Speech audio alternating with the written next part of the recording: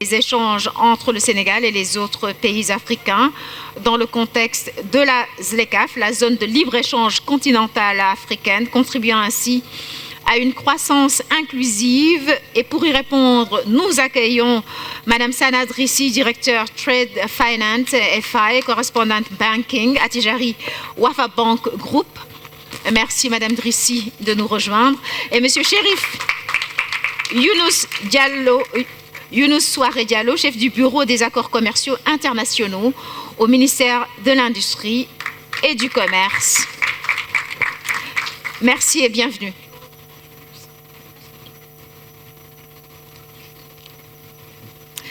Alors, dans cette discussion, nous allons parler de ce que le Sénégal propose dans le cadre de la mise en œuvre de la ZLECAf et quel outil d'accompagnement les investisseurs, le groupe Attijari Wafa Bank propose notamment. Alors, commençons par le local avec M. Diallo donc. Quelles sont les principales barrières identifiées par le ministère et qui freinent actuellement les échanges entre le Sénégal et les autres pays africains et quelles sont les solutions proposées pour les surmonter? Voilà, merci beaucoup Madame Dour pour la très bonne et pertinente question.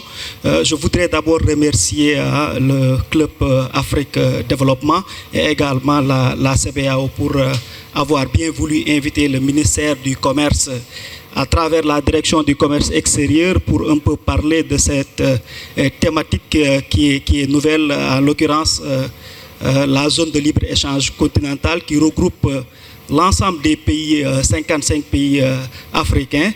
Donc cette zone de libre-échange continentale a été lancée en 2015. Donc en 2018, il y a eu la signature de l'accord. En 2019, l'entrée en vigueur de cette zone de libre-échange continentale. Donc au niveau de la direction du commerce extérieur, nous sommes chargés un peu de la mise en œuvre de cette politique et de la réglementation en matière de commerce et également participer à l'élaboration de la politique commerciale du Sénégal au niveau de la CEDEAO, de l'UEMOA. Et nous coordonnons également les négociations au niveau des instances régionales à travers l'Union africaine et également au niveau international, l'Organisation mondiale du commerce. Donc, comme vous le savez tous, l'Afrique, nous avons un défi majeur, c'est-à-dire comment lever les barrières qui affectent un peu nos exportations avec nos partenaires. Donc l'objectif de la zone de libre-échange continentale, effectivement, c'est de venir limiter un peu, c'est-à-dire de mettre fin à ces barrières tarifaires et non tarifaires. Et pour le compte du Sénégal, en termes d'obstacles, nous pouvons les classer en 3 catégories. La première barrière, d'abord, c'est, nous pouvons dire que c'est un peu par rapport au secteur, comment le commerce est constitué. C'est-à-dire, aujourd'hui, il n'y a pas assez d'offres exportables sur certains secteurs. Donc ça, c'est le premier défi à relever en termes de barrières.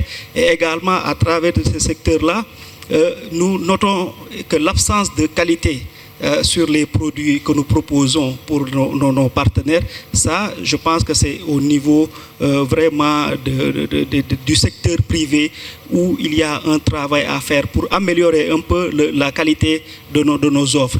Le deuxième aspect que nous pouvons noter en termes de barrières, c'est au niveau de la législation et également au niveau des tracasseries, au niveau de nos frontières. Je pense que quelqu'un l'a dit ce matin. Auparavant, on n'avait pas de frontières entre les pays africains, mais avec la souveraineté de chaque État, nous avons beaucoup de tracasseries sur le plan réglementaire et sur le plan logistique, comment dirais-je, de la législation. Donc ça aussi, c'est un frein pour nos exportations vis-à-vis de nos partenaires. Donc il y a trop de normes entre nous en tant que pays africains. Le troisième aspect que je considérerais comme obstacle de nos exportations, c'est le plan logistique. Aujourd'hui, nous n'avons pas assez d'infrastructures au niveau du continent pour vraiment répondre à l'amélioration des échanges entre les pays africains. Je vous remercie. Merci beaucoup, M. Diallo. Et puis, est-ce que si on réduit un peu à l'échelle ouest africaine, Est-ce qu'il n'y a pas des éléments qui permettent d'espérer, avec notamment l'exemple de la CEDEAO? Si on réduit, est-ce que ça ne pourrait pas faire tache d'huile pour la ZLECAf? Effectivement, nous avons des instruments au niveau de la CEDEAO. Par exemple, il y a le schéma de libéralisation des échanges qui est là. Il y a l'Observatoire africain, l'OPA, qui est là également pour identifier les obstacles au niveau de la CEDEAO. Donc, il y a une politique au niveau de la CEDEAO qui existe, qui facilite vraiment l'intégration ou bien qui facilite les échanges entre nos pays. Donc, ne serait-ce que le schéma de libéralisation des échanges, c'est un instrument qui est là, qui peut répondre vraiment à lever tout ce qui est obstacle entre nos différents pays. Tout à fait. Merci beaucoup. Alors, Madame Drissi, il y a quelques semaines, lors du Forum international Afrique Développement à Casablanca, le groupe Attijari Wafa Bank a signé avec le secrétariat de la ZLECAf un important accord de coopération. Quels en sont les principaux objectifs et comment les entreprises africaines aujourd'hui peuvent-elles en bénéficier? Bien, merci beaucoup. Donc, effectivement, on l'a bien compris ce matin, parmi les différentes interventions, que le groupe Attijari Wafa Bank, c'est lui-même un investisseur. Et étant présent dans une quinzaine de pays aujourd'hui, dans le cadre d'un investissement à long terme, nous sommes un opérateur économique inscrit qui sert à la fois les entreprises de grande taille, mais qui travaillent à l'inclusion jusqu'à la toute petite entreprise. Donc c'est difficile quand on a une stratégie panafricaine aujourd'hui d'être en face du secrétariat de la ZLECAf et de ne pas imaginer de manière très concrète et opérationnelle la coopération qui, de manière naturelle, doit se mettre en place. Parce que tout seul, on ne peut pas y arriver quand on a des stratégies à la taille du continent. Et de manière très naturelle, à l'occasion du dernier FIAD, nous avons eu le grand privilège de recevoir le secrétariat général de la ZLECAf avec une très forte délégation. Et la signature de cet accord de coopération ne vient qu'acter le fait que nous nous sommes donné des délais très courts pour réaliser ensemble des objectifs. Et les points principaux sont très clairs. Aujourd'hui, le sujet est l'investissement, donc on doit se mobiliser. Et nous sommes d'accord sur certains secteurs. Et un des premiers secteurs, c'est l'énergie. Et je pense que je ne vais pas revenir sur tout ce qui a été dit ce matin. Le deuxième secteur, c'est les infrastructures. Parce que si demain le Sénégal devient un producteur régional, que ce soit de oil ou de gaz, il va falloir distribuer. Et on a besoin d'infrastructures pour cela. Et de manière naturelle, nous avons aussi besoin d'être sécurisés sur le transport et la logistique. Parce que nous avons des espaces qui sont mieux servis que d'autres. On a une côte continentale, une côte atlantique très importante. Et l'intégration, c'est justement de pouvoir circuler librement, selon le concept de la ZLECAf. Et c'est ça la liberté de circulation des hommes, des services et des marchandises. Donc nous avons aussi un axe sur le secteur de l'agriculture et de l'agro-industrie, avec une idée qui est très claire pour nous tous. Nous avons besoin d'avoir notre propre sécurité alimentaire dans le continent. Nous avons une richesse agricole et nous avons aujourd'hui la capacité nous-mêmes de créer de la valeur dans le continent à travers l'agribusiness. Alors, je pense que le Covid étant passé par là, la pharmacie est aussi un secteur incontournable. On a vraiment besoin de s'assurer que, quelle que soit la pandémie ou autre, nous avons nous-mêmes la capacité de pouvoir gérer cette situation-là. Et puis, nous avons aussi, je dirais, un axe très important autour des secteurs comme l'automobile. Et partant d'une base marocaine, aujourd'hui, l'expérience marocaine autour de l'automotive industry a démontré qu'on pouvait proposer de l'intégration. Et quand on va du Maroc jusqu'à l'Afrique du Sud, on retrouve aussi un sujet d'intégration autour de l'automobile. Mais entre les deux, nous avons aussi des pays qui sont producteurs de caoutchouc, qui peuvent, eux, s'engager à produire leurs propres pneus et on n'a pas besoin de les acheter en Allemagne. Donc je veux dire, les secteurs déjà, c'est vraiment l'axe primaire, parce que nous avons déjà ces perspectives et nous les voyons, nous sommes d'accord avec le secrétaire sur ces choix. Nous avons aussi le souci de pouvoir offrir aux femmes et aux jeunes de notre continent plus de capacités et ça a été prononcé aussi. Donc, on est engagé pour être au plus proche, dans la proximité immédiate, de pouvoir promouvoir. Et nous savons tous comment la femme est importante quand il s'agit du commerce à l'intérieur de l'Afrique et comment les jeunes aujourd'hui veulent avoir aussi leur chance et être dans cette perspective de long terme. Nous avons aussi un autre, je dirais, élément très important, c'est de pouvoir améliorer la conscience prise par nous tous sur l'impact de la ZLECAf et pourquoi la ZLECAf. Donc cette intégration africaine, nous sommes tous aussi portés parfois par notre affectif et nous avons envie de croire que nous pouvons être au niveau de la CRIF indépendant. La ZLECAf, on peut considérer que son projet, c'est une utopie qui est réalisable dans 10 ans, 20 ans, mais le plus important pour nous, c'est de donner la démonstration que opérationnellement aujourd'hui, les impacts de la ZLECAf sont existants pour les entrepreneurs, qu'ils en bénéficient. Il y a des projets pilotes qui ont fonctionné dans différents pays et l'essentiel, c'est qu'on active cette prise de conscience, awareness, pour que les opérateurs y croient. Parce que sans les opérateurs qui prennent la démarche de penser qu'ils vont gagner l'avantage de la libération, je dirais, des tarifs douaniers progressivement. Le Sénégal, d'ailleurs, va avoir un privilège de pouvoir faire ça progressivement. Quand certains pays n'ont que 5 ans pour baisser les barrières tarifaires, le Sénégal aura 10 ans. Ça veut dire qu'on prend en considération la protection des économies existantes pour pouvoir les pouler à l'intérieur de la ZLECAf. Okay. Les protéger face au choc. Tout à fait, tout à fait. Parce que vous allez avoir des pays qui vont dire ça va diminuer nos ressources, tout à fait. Ça va mettre en péril nos opérateurs, mais parfois il est nécessaire de se projeter. Et la projection, c'est vraiment la création de la zone de libre-échange la plus importante au monde. Exactement. On dépasse l'Union européenne à côté, ça deviendra petit, mais eux, bon, ils ont un background de quelques années d'expérience. Mais on va profiter des erreurs de ces zones-là pour se projeter de manière plus importante. Et j'ajouterai définitivement qu'on a, grâce justement au Club Afrique Développement, la capacité aujourd'hui d'aller au plus près des opérateurs.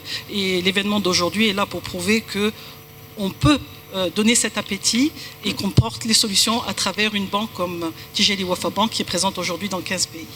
Ça fait rêver donc cette ZLECAf, mais Monsieur Diallo, pour en revenir à vous, quelle est aujourd'hui sa particularité par rapport à d'autres accords commerciaux intra-africains qui sont déjà en vigueur? On parlait du cas de la CEDEAO tout de suite, mais aujourd'hui, qu'est-ce qui fait la particularité de cette ZLECAf? Et quel est l'état d'avancement des négociations sur la ZLECAf? Le marché commun est-il vraiment sur la bonne voie ou ça reste encore un vœu pieux sur du papier? Merci beaucoup. Je vais commencer d'abord par l'état des négociations. Comme je l'ai dit, l'accord est entré en vigueur. Donc l'essentiel des questions qui sont couvertes, c'est-à-dire les disciplines qui sont couvertes par les négociations, ont été conclues. Notamment sur le commerce des marchandises, nous avons le protocole sur comment libéraliser les marchandises. Nous avons un protocole sur le commerce des services, sur la propriété intellectuelle. Nous avons un dispositif également sur la concurrence. Et puisque nous sommes dans une thématique qui intéresse les investisseurs, nous avons un protocole sur les investissements qui a été conclu également. D'ailleurs, il y a l'annexe même qui a été prévue pour garantir un peu la sécurité des investisseurs, c'est-à-dire entre les investisseurs et les États. Donc cette annexe-là est en cours d'élaboration. Pratiquement toutes les questions de négociation ont été bouclées. Donc l'instrument juridique de la zone de libre-échange continentale, je peux dire qu'elle est disponible pour le secteur privé. Maintenant, nous sommes dans le cadre de la mise en œuvre. D'ailleurs, il y a même une initiative qui a été pilotée par le secrétariat, l'initiative du commerce guidé, pour un peu tester l'environnement économique, c'est-à-dire les instruments qui sont disponibles pour faire face à la zone de libre-échange continentale.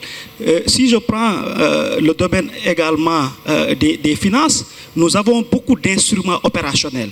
Je prends l'exemple du PAPS, le système panafricain de paiement et de règlement, qui a été mis en place puisque nous n'avons pas encore une monnaie unique au niveau du continent, mais ce système-là va servir de catalyseur pour un peu centraliser tout ce qui est transfert d'argent, tout ce qui est change, pour minimiser un peu les pertes en termes de change, le temps d'avoir un peu cette monnaie unique.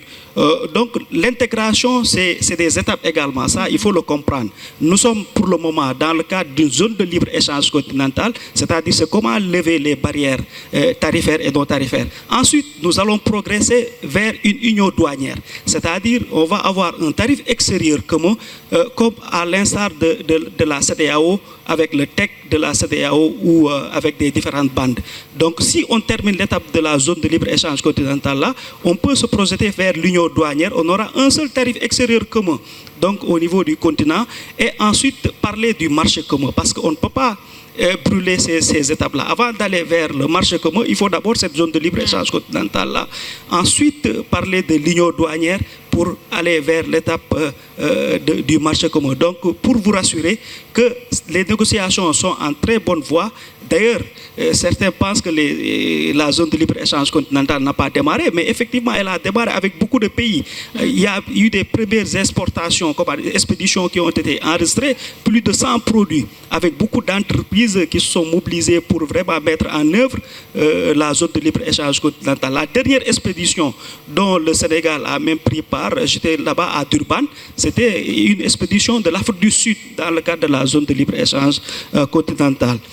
Maintenant, la particularité de la zone de libre-échange continentale par rapport à ce qui existait au niveau de l'UEMOA et également de la CEDEAO. Il faut comprendre que la zone de libre-échange continentale est une continuité de ces efforts d'intégration-là. D'ailleurs, c'est l'agenda 2063 de l'Union africaine et le traité d'Abuja qui avait prévu de mettre en place cette zone de libre-échange continentale. Mais il fallait d'abord passer par les étapes d'intégration, c'est-à-dire les communautés économiques régionales. Donc, il n'y a pas de différence nette entre ce qui existe. C'est une continuité. Donc, c'est pour rationaliser ces efforts d'intégration au niveau du continent que les CER ont existé, notamment la CEDEAO, CEMAC. Donc, au niveau de l'Union africaine, nous avons 8 communautés économiques. Donc, la zone de libre-échange continentale vient renforcer ce qui existe. Donc, il n'y a pas une particularité, c'est juste que c'est le plus grand marché, effectivement. Donc, on ne va plus parler de CEDEAO, nous allons vers le marché africain. Donc, c'est ça un peu la différence. La plupart du commerce intra-africain se faisait au niveau des communautés économiques. Donc, la particularité de la zone de libre-échange continentale, c'est de sortir de ces communautés économiques régionales-là pour aller vers un marché plus grand. Et quelle est également la particularité de la zone de libre-échange continentale sur le plan international également?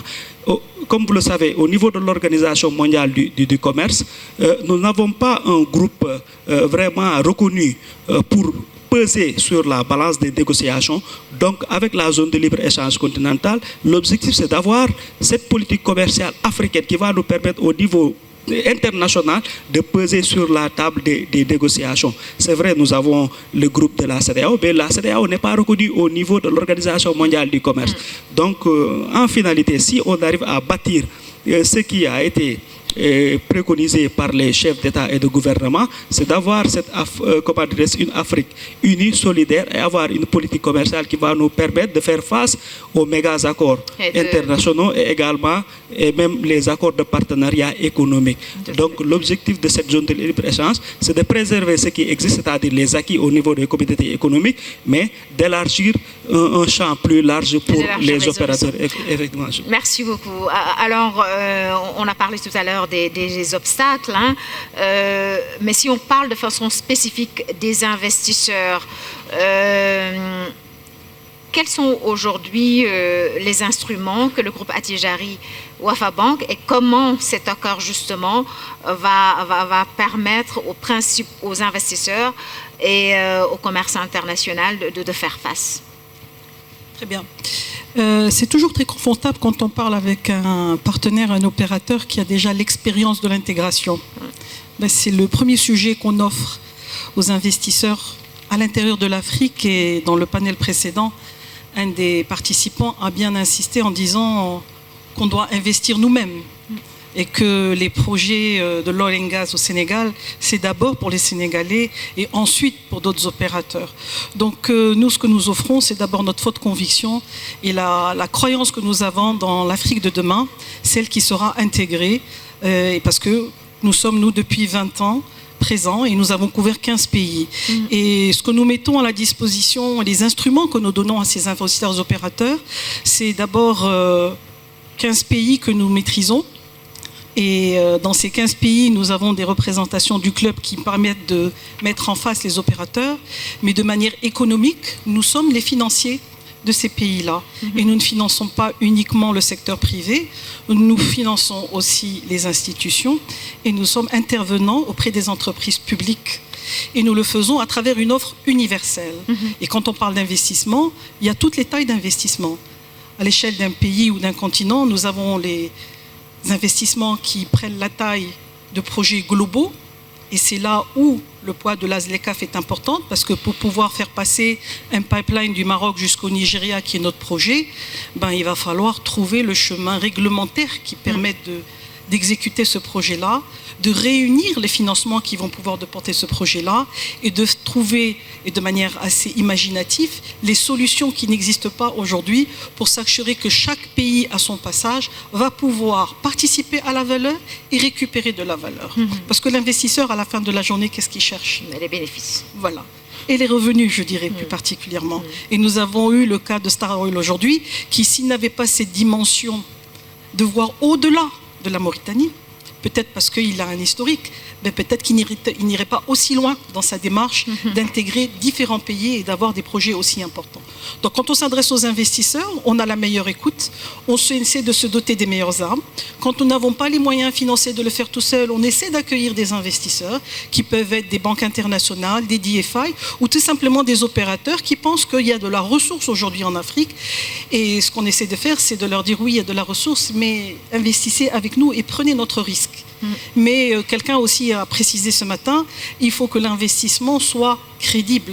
Il faut qu'on démontre que de manière mécanique, non seulement nous avons la bonne idée de faire un investissement quelque part, mais on est rassuré sur la rentabilité parce que c'est ce qui pérennise l'investissement. Et quand on pérennise l'investissement, on améliore la résilience. Et quand on améliore la résilience, on devient crédible. On n'a plus besoin ensuite d'avoir un business plan en 10 pages. On a juste besoin de démontrer qu'efficacement, le projet a porté ses fruits et qu'il s'est projeté dans l'avenir. Voilà. Merci beaucoup. Alors, nous allons terminer, Monsieur Diallo, avec cette question. Au niveau du ministère de l'Industrie et du Commerce du Sénégal, qu'est-ce que vous envisagez comme mécanisme spécifique pour faciliter les échanges entre le Sénégal et les autres pays africains dans le cadre de la ZLECAf, et quels secteurs industriels et commerciaux sont ceux qui ont le plus grand potentiel aujourd'hui dans le cadre de cette ZLECAf? Merci beaucoup. Au sein du ministère, nous avons plusieurs initiatives, mais je vais juste citer quelques initiatives qui sont phares, notamment la stratégie qui a été bâtie avec le ministère de l'économie, c'est-à-dire la stratégie pour la mise en œuvre de la zone de libre-échange continentale, qui est axée sur 4 axes. Le premier axe, c'est comment renforcer l'offre exportable. Je pense que ça, à ce niveau-là, c'est important avec plusieurs activités. Comme je l'ai dit, l'amélioration de la qualité, le label Sénégal, donc ça, c'est l'axe 1. Le deuxième axe de cette stratégie qui est phare, c'est de diversifier nos marchés d'exportation. La plupart de nos exportations sont concentrées au niveau de la CEDEAO. Donc, au niveau de l'Afrique est notre premier partenaire avec 42% de nos exportations, mais la plupart de ces pourcentages-là, c'est au niveau de la CEDEAO. Maintenant, c'est de voir comment aller au-delà de la CEDEAO, d'autant plus qu'avec la zone de libre-échange continentale, ça va être facile. Le troisième axe de cette stratégie élaborée par le ministère, c'est comment renforcer la compétitivité des entreprises. À ce niveau-là, c'est important de souligner qu'il y a un programme de mise à niveau des entreprises qui a été également bâti, qui est actuellement en cours au niveau du ministère des Finances pour la prise en charge budgétaire. Cet axe-là vise un peu à renforcer la compétitivité de nos entreprises qui sont constituées la plupart des PME. Donc, ça nécessite un accompagnement. Et le quatrième axe qui a été prévu, c'est de renforcer le cadre institutionnel. Je pense que c'est important à ce niveau-là. Donc, si je parle du cadre institutionnel, c'est le ministère, le secteur privé, parce que nous avons un comité national qui existe, qui regroupe l'ensemble des acteurs. Le club des investisseurs, d'ailleurs, est membre de ce comité des négociations. Donc, le cadre institutionnel mérite d'être renforcé. Sur le plan industriel également, nous avons une stratégie pour le développement industriel. Je vais juste citer, par exemple, l'exemple des zones économiques spéciales. Donc, c'est une question qui est là, que l'État du Sénégal a pris les devants pour développer ces zones-là. Pourquoi c'est important? Parce que ça colle bien. Dans le cadre de la zone de libre-échange continentale, les produits qui seront issus des zones économiques spéciales feront partie de la libéralisation. Donc, auparavant, les zones économiques spéciales, c'était destiné hors du marché local. Maintenant, la particularité de la zone de libre-échange continentale, avec le développement des zones économiques spéciales, vont reverser leurs produits au niveau du continent. Donc, voici un peu la stratégie qu'on a, les deux stratégies qu'on a au niveau du ministère. Maintenant, comme vous le savez tous, le Sénégal a un potentiel sur l'agriculture. Nous, notre objectif aujourd'hui, c'est de renforcer ce potentiel-là en matière d'agriculture, c'est-à-dire agroalimentaire. Non seulement pour régler la question de l'autosuffisance alimentaire qui a été déclinée par nos autorités, mais également c'est de pouvoir exporter.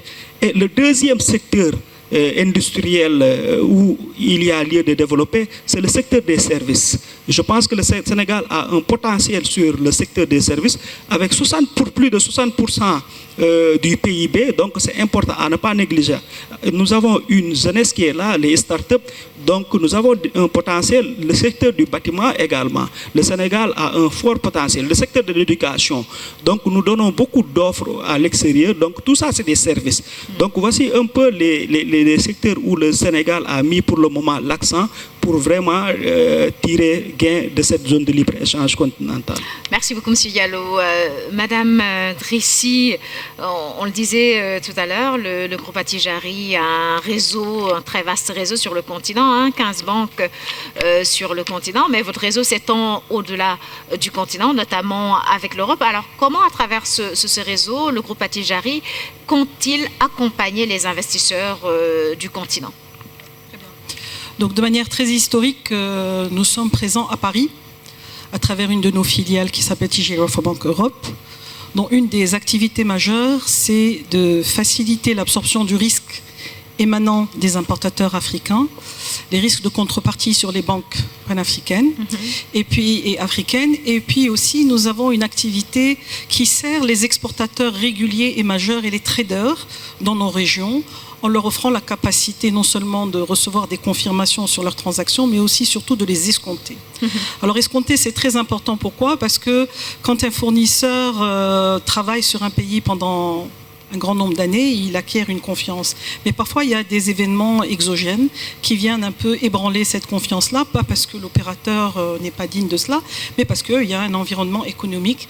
Et ce que nous avons vécu à l'international ces dernières années nous a bien démontré les chocs que nous recevons par vague, même si, à la limite, on n'y est pour rien. Mais le fait d'être lié à d'autres plateformes internationales fait que le choc finit par intégrer et vient détériorer quelque part cette confiance.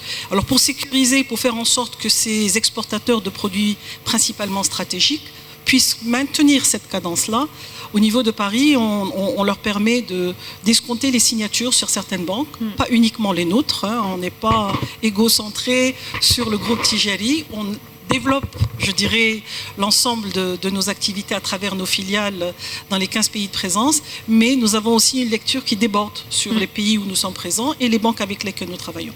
Et ça leur permet donc du coup de pouvoir récupérer rapidement le fruit de leurs exportations, mais en laissant le double de la capacité d'attente, c'est-à-dire s'il vend à 30 jours, il va vendre à 60 jours ou à 90 jours et l'opérateur va pouvoir économiquement supporter le cycle, parfois être dans une liste d'attente d'appurement de sa transaction au niveau de la Banque centrale et de pouvoir continuer à assurer une sécurité pour le marché. Donc principalement, ça touche les produits d'énergie, tout ce qui touche la sécurité alimentaire, sécurité énergétique et pendant le Covid, tout ce qui touchait la sécurité santé. Voilà.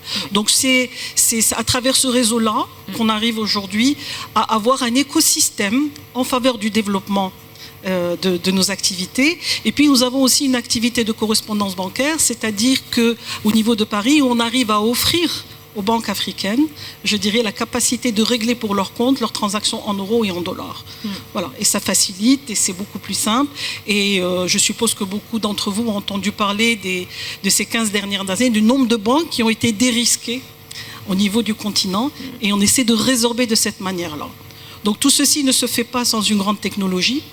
Ça suppose aujourd'hui qu'on est un groupe très innovant qui investit. Et depuis tout à l'heure, j'entends M. Diallo parler de l'export.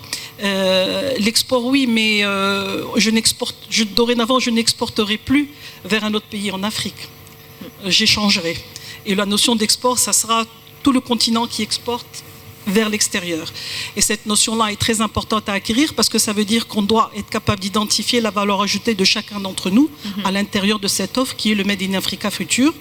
Et c'est de cette manière-là qu'on va faire en sorte que la zone de libre-échange, effectivement, devra être un opérateur incontournable face aux autres zones. Voilà, c'était juste une précision pour...